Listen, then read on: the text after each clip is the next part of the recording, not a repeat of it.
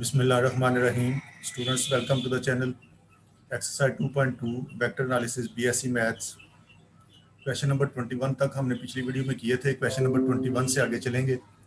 Question number 22 है given a vector is equal to i minus j. एक vector a उसने ये दिया हुआ है, b vector j plus k दिया हुआ है और एक तीसरा वेक्टर है जिसकी मैग्नीट्यूड उसने दी हुई है 12. वेक्टर नहीं उसने बताया, वेक्टर की मैग्नीट्यूड उसने बता दी है कि एक तीसरा वेक्टर है जिसकी मैग्नीट्यूड 12 है और वो जो तीसरा वेक्टर सी वेक्टर है वो परपेंडिकुलर है बोथ ए एंड बी, दोनों पर. इस वेक्टर ए पर भी ये परपेंडिकुलर है, इस वेक्टर बी पर भी ये परपेंडिकुलर है. राइट द कंपोनेंट्स ऑफ सी. तो आप बताएं कि ये वेक्टर सी जो है इसके कंपोनेंट्स क्या है. हमने इसके आई जे के कंपोनेंट्स मालूम करने हैं. अब देखें वो कह रहा है कि वेक्टर सी परपेंडिकुलर है बोथ ए एंड बी पर. वेक्टर सी एक ऐसा वेक्टर है जो इन दोनों वेक्टर्स पर परपेंडिकुलर है. अब ये उसने ए वेक्टर दिया हुआ है, बी वेक्टर दिया हुआ है और वेक्टर सी की उसने मैग्नीट्यूड दी हुई है. तो हम एक यूनिट वेक्टर मालूम करते हैं सी जो कि इन दोनों वेक्टर्स पर परपेंडिकुलर हो. Let C is unit vector perpendicular to both A vector and B vector. तो हम एक सी यूनिट वेक्टर मालूम करने लगे हैं जो इस वेक्टर पर भी और इस पर भी परपेंडिकुलर हो. तो सी वेक्टर जो है, सी यूनिट वेक्टर जो है वो होगा फिर equal A cross B divide by A cross B magnitude. तो हम इस वेक्टर को इस फार्मूले से मालूम कर सकते हैं. ये एक यूनिट वेक्टर हम मालूम करेंगे जो कि ए पर भी परपेंडिकुलर होगा, सी पर भी परपेंडिकुलर होगा. तो इसको मालूम करने के लिए हमें ए क्रॉस बी चाहिए. इसको नंबर 1 का नाम दे लेते हैं. हमें ए क्रॉस बी चाहिए और ए क्रॉस बी मैग्नीट्यूड चाहिए. तो ए क्रॉस बी वेक्टर पहले मालूम करते हैं. ए वेक्टर क्रॉस बी वेक्टर आई जे और के. ए के कंपोनेंट्स 2 -1, के इसमें नहीं है उसकी जगह पर 0 आ जाएगा. जे प्लस के, जे और के की जगह पर 1 1 आ गया और आई इसमें नहीं है उसकी जगह पर 0 आ गया. तो ये हो गया आई, इन दोनों को मल्टीप्लाई किया तो -1 -0 माइनस जे इंटू 2 -0 प्लस के इंटू 2 -0 या प्लस 0.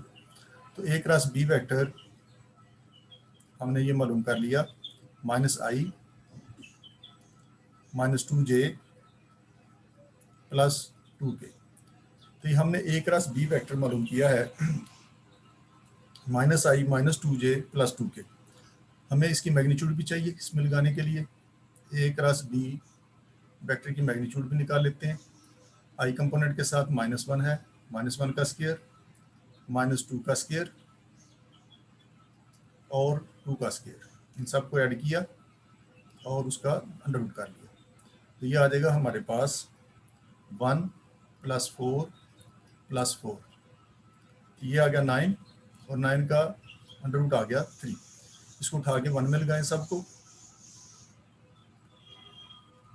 इनको 1 में लगाया तो हमें एक सी यूनिट वेक्टर ऐसा वेक्टर मिल गया जो ए पर भी परपेंडिकुलर है और बी पर भी परपेंडिकुलर है. ए क्रॉस बी की जगह पर ये लगा दें -i -2j plus 2k divide by ये 3 आ गया इसके नीचे. इसको नंबर 2 का नाम दे लेते हैं. ये हमने एक सी यूनिट वेक्टर मालूम किया है जो कि इस ए पर भी परपेंडिकुलर है और इस बी पर भी परपेंडिकुलर है. बाय डेफिनेशन हम इसको लिख सकते हैं कि यूनिट वेक्टर जो होता है वो इक्वल होता है वो वेक्टर डिवाइडेड बाई उसकी मैग्नीट्यूड, वेक्टर डिवाइडेड बाई उसकी मैग्नीट्यूड. तो इसी फार्मूले का हम इस्तेमाल करेंगे. सी यूनिट वेक्टर हमने ये निकाला हुआ है वो यहाँ पर हम लगा देंगे.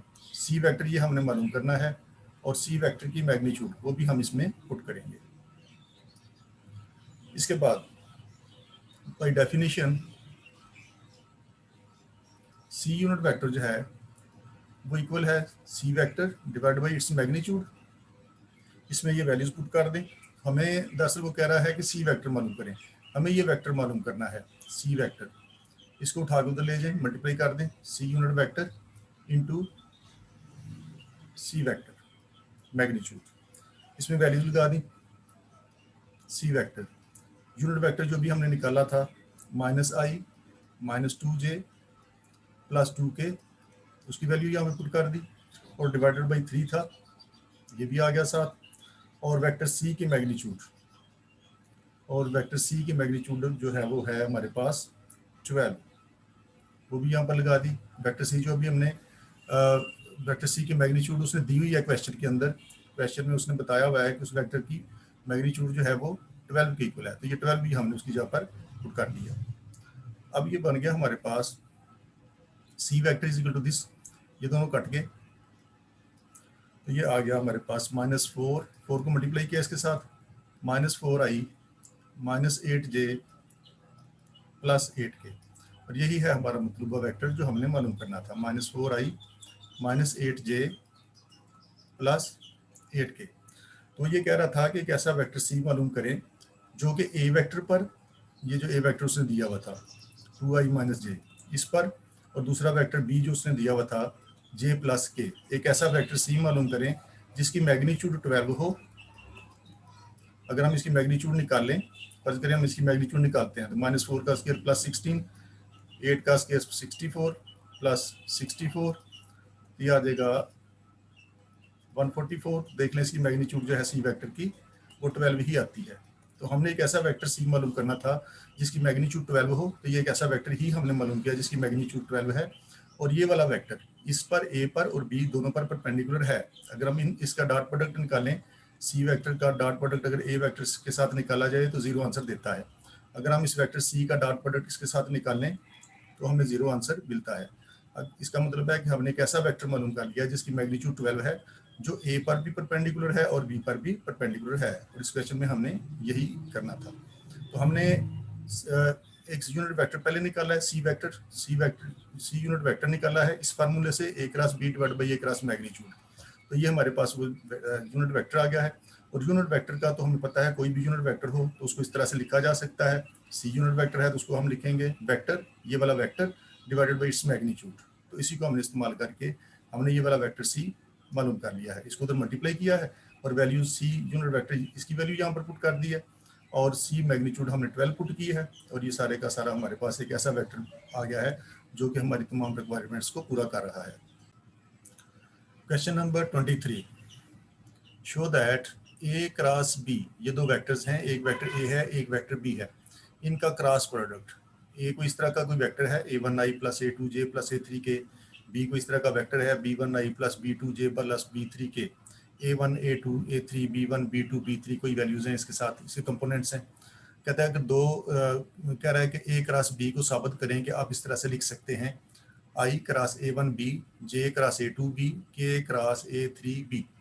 देखें ये a1 है, ये a2 है, ये a3 है, इसके साथ ये भी बी वेक्टर से मल्टीप्लाई हो रहा है, ये भी बी वेक्टर से और ये भी बी वेक्टर से, और आई जे के भी हमारे पास मौजूद है। तो इसकी राइट साइड को सॉल्व कर लेते हैं, और ए क्रॉस बी हम इसको साबित करेंगे कि इस सारे को राइट साइड को ए क्रॉस बी लिखा जा सकता है। ए क्रॉस बी ये गिवन है, ये दिया हुआ है उसने, हमें इसको लेफ्ट और राइट को इक्वल साबित करना है। राइट साइड को हम सॉल्व करने लगे हैं। राइट साइड है आई क्रॉस a1 b, जे क्रॉस a2 b, के क्रॉस a3 b वेक्टर। अब देखें यहाँ पर ये a1 a2 a3 कोई नंबर्स हैं, अगर हम इसको इस तरह से लिख लें a1 a1 को हम इसके साथ लगा दें, इसको कोई फर्क नहीं पड़ेगा क्योंकि ये एक आम वैल्यू है a1i क्रॉस b। अगर हम इसको इस तरह से लिख लें तो कोई मसला नहीं, लिखा जा सकता है।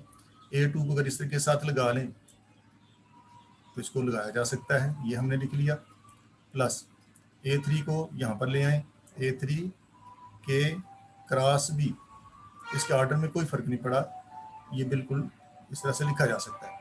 अब देखें cross B cross B cross B इनमें मौजूद है, तो राइट डिस्ट्रीब्यूटिव प्रॉपर्टी का इस्तेमाल करते हुए cross B cross B cross B right side पे है, राइट साइड पे हमने इसको बाहर निकाल लिया, बाकी रहेगा हमारे पास a1i प्लस a2j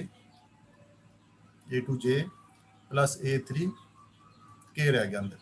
ये हमने राइट डिस्ट्रीब्यूटिव प्रॉपर्टी का इस्तेमाल कर लिया, और हमें वो कह रहा था कि ए वेक्टर जो है वो a1i plus a2j plus a3 के इक्वल है, यानी ये सारा किसके इक्वल है, ये वेक्टर ए के इक्वल है, तो हम इस सारे को लिख सकते हैं ए वेक्टर क्रॉस, ये आ गया बी वेक्टर, ये आ गई हमारी लेफ्ट हैंड साइड, और यही हमने इस क्वेश्चन में इसको करना था। इसके बाद करते हैं इसका नेक्स्ट क्वेश्चन। इसके बाद करेंगे इसका क्वेश्चन नंबर 24। क्वेश्चन नंबर 24 में उसने 3 वेक्टर्स दिए हुए हैं। ए वेक्टर है 2i minus 3j plus 7k, B vector है i minus j plus 10k, C vector है 3i minus 5j plus 4k। कह रहा है these vectors have a common initial point, इनका इनिशियल पॉइंट सेम है। ये हमने वेक्टर ए को शो किया है, ये हमने वेक्टर बी को शो किया है, ये हमने वेक्टर सी को शो किया है और उनका इनिशियल पॉइंट सेम है। ये इस क्वेश्चन में कह रहा है कि ये तीनों जो वेक्टर्स हैं इनका इनिशियल पॉइंट सेम है। तो अब ये बताएं determine whether the terminal points lie on the straight line. तो क्या इनके ये टर्मिनल पॉइंट्स जो हैं इन वेक्टर्स के, ये जो टर्मिनल पॉइंट्स हैं, अगर एक स्ट्रेट लाइन ड्रा की जाए तो क्या ये उस स्ट्रेट लाइन पर आ जाएंगे? ये हमने इसमें साबित करना है, ये हमने देखना है, डिटरमिन करना है कि क्या ऐसा होता है कि ये 3 वेक्टर्स जो हैं जिनका इनिशियल पॉइंट सेम है उनका टर्मिनल पॉइंट एक स्ट्रेट लाइन पर आ जाएंगे तीनों के। तो हम क्या करेंगे इसको साबित करने के लिए, हम ए क्रॉस बी निकालेंगे प्लस बी क्रॉस सी निकालेंगे, बी क्रॉस सी निकालेंगे प्लस सी क्रॉस ए निकालेंगे। अगर आंसर 0 आ गया तो हम कहेंगे कि इनके ये पॉइंट्स जो हैं, इनके जो टर्मिनल पॉइंट्स हैं वो एक ही स्ट्रेट लाइन पर लाई करते हैं। ये हमने इस क्वेश्चन में करना है। तो हमें निकालना है A cross B cross C cross A. तो ये हमने ए क्रॉस बी निकाल लिया। ए क्रॉस बी आई जे के, ए के कंपोनेंट्स 2 माइनस 3 7, बी के कंपोनेंट्स आई 1 माइनस 1 और 10, 1 माइनस 1 10। इसको खोल लिया, खोला तो ए क्रॉस बी हमारे पास ये वेक्टर आ जाएगा माइनस 23 आई माइनस 13 जे प्लस के। इसी तरह से बी और सी का क्रॉस प्रोडक्ट निकाला, आई जे के बी के कंपोनेंट्स 1 माइनस 1 और 10, सी के कंपोनेंट्स 3 माइनस 5 और 4 लगाए। इसको भी खोल लिया, खोलने का तरीका आपको पता है। तो ये हमारे पास ये वेक्टर आ जाएगा 46 आई प्लस 26 जे माइनस 2 के। इसको नंबर 2 का नाम दे लिया। फिर हमने निकाला ए क्रॉस बी, फिर बी क्रॉस सी, फिर सी क्रॉस ए। तो सी क्रॉस ए में वैल्यूज पुट की, सी की जगह पर ये आ गया 3 माइनस 5 और 4, और ए के कंपोनेंट्स 2 माइनस 3 और 7। इसको भी खोल लिया तो ये हमारे पास वेक्टर आ गया माइनस 23 आई माइनस 13 जे प्लस के। तो हमें ये चीज़ साबित करनी है। अगर ये चीज़ साबित हो जाती है तो ये 0 के इक्वल आती है, तो साबित हो जाएगा कि इनके टर्मिनल पॉइंट्स इन वेक्टर्स के एक ही स्ट्रेट लाइन पर लाई करते हैं। तो ए क्रॉस बी इनको ऐड कर लें, एडिंग 1 2 एंड 3, 1 ऐड किया, A cross B plus C cross A cross B की वैल्यू ये लगा दी, बी क्रॉस सी की वैल्यू ये लगा दी, सी क्रॉस ए की वैल्यू हमने ये लगा दी।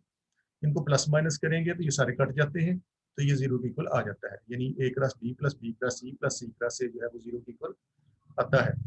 तो साबित हुआ hence terminal points of given vectors, यानी इनके इनिशियल पॉइंट तो सेम है, तो इनका टर्मिनल पॉइंट भी एक स्ट्रेट लाइन पर लाई करते हैं। और यही हमने इस क्वेश्चन में प्रूव करना था।